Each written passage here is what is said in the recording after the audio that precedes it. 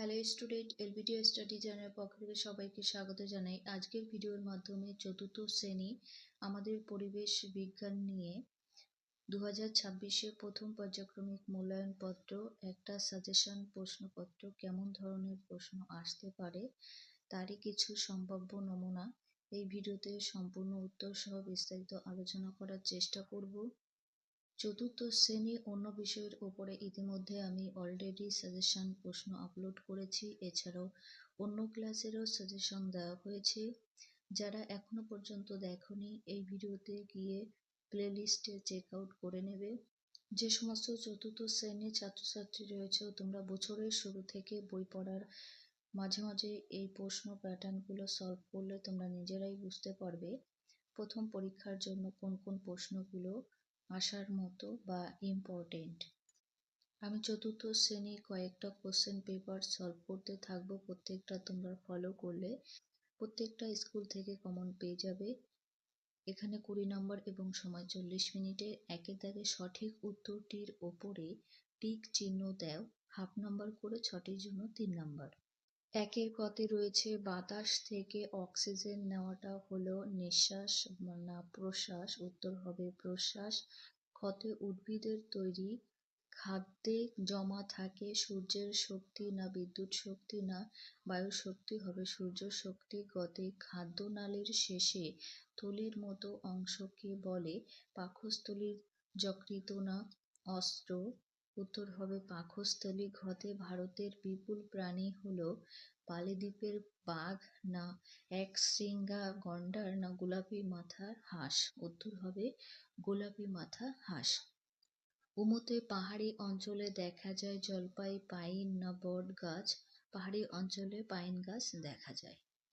6 নম্বরে দাঁড়িপাল্লা আর বাটখারা দিয়ে কোনো বস্তু যা মাপা হয় তা হলো আকৃতি, ভর, দৈর্ঘ্য না আয়তন, তা হলো ভর। নেক্সট পেজে 2 দাগে রয়েছে শূন্যস্থান পূরণ করো।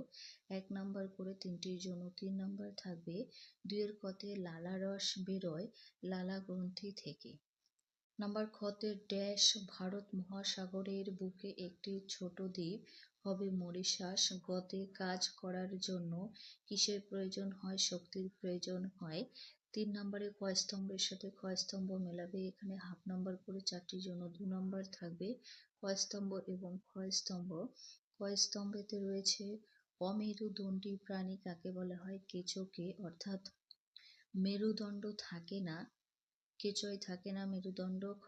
খ নম্বরে ফুটন্ত জল জলীয় বাষ্প হয়। সবগুলোর উত্তর করা রয়েছে, একবার দেখে নাও। গতে বালিতে জন্মানো গাছকে ফণিমনাশ বলা হয়ে থাকে। খ নম্বরে শরৎকাল কাশফুল ফোটে। 4 নম্বরে নিচের বাক্যগুলির পাশে ঠিক বা ভুল লেখো। এখানেও হাফ নাম্বার করে 4টির জন্য 2 নাম্বার। 4 কতে প্রজাপতি ফুলের রস খায়, এ কথাটা ঠিক, সেজন্য ঠিক লিখবে। খতে মাংস খাওয়া হয় দাঁত দিয়ে গুঁড়িয়ে, এটা ভুল। নাম্বার গতে শাকসবজি ও গাজর খাওয়া চোখের পক্ষে ভালো, এটা সঠিক হবে।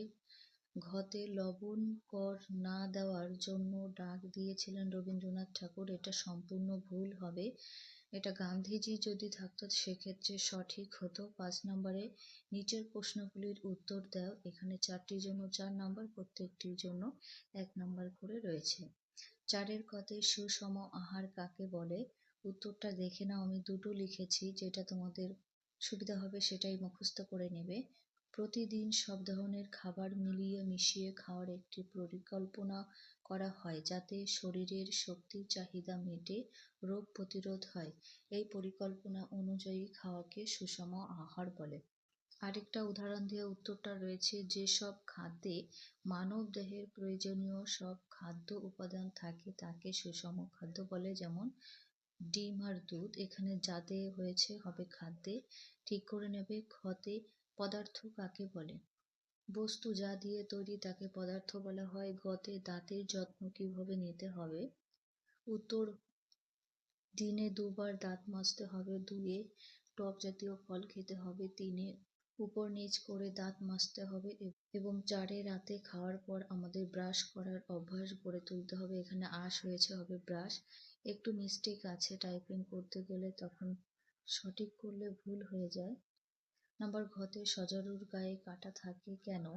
শত্রুর থেকে বাঁচতে, প্রাকৃতিক সুরক্ষার ব্যবস্থার জন্য এবং নিজেকে রক্ষা করার অস্ত্র হিসাবে সজারুর গায়ে কাঁটা থাকে। ৬ দাগে জীব ও জড়ের মধ্যে ৪টি পার্থক্য লেখো। এখানে ২ নম্বর রয়েছে জীব এবং জড়। জীবের প্রাণ আছে, জড়ের প্রাণ নেই। ২ এ জীবের জন্ম, বৃদ্ধি ও মৃত্যু আছে, জড়ের জন্ম, বৃদ্ধি ও মৃত্যু নেই।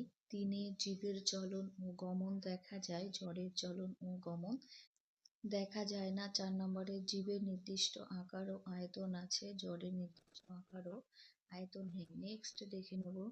৭ দাগে রয়েছে টিকা লেখো সংরক্ষণ আর বসন্তকাল দিয়ে। এখানে ২ নম্বর করে রয়েছে। কতে সংরক্ষণ দিয়ে আমি লিখেছি যদি কোনো প্রাণীর বা উদ্ভিদের বিলুপ্ত হয়ে যাওয়ার সম্ভাবনা দেখা দেয় তবে তাদের টিকিয়ে রাখার জন্য যে ব্যবস্থা গ্রহণ করা হয় তাকে সংরক্ষণ বলে। আর খতে বসন্ত ঋতু দিয়ে অল্প কিছু লিখেছি, তোমরা একটু ডিটেলসে লিখে নেবে। গাছে গাছে নতুন পাতা দেখা যায়, আকাশ ঝকঝক করে এবং নানা রকমের ফুল ফোটে, কোকিল ডাকে। এই ছিল চতুর্থ শ্রেণী পরিবেশ বিষয়ের উপরের সাজেশন প্রশ্নপত্র। যারা আজকে ভিডিওটি দেখছো তোমার বন্ধুদের কাছে ভিডিওটি অবশ্যই শেয়ার করে দেবে। প্রত্যেকে ভিডিওটা শেয়ার করে দিলে আমার পরবর্তী ভিডিও করতে উৎসাহিত বাড়বে।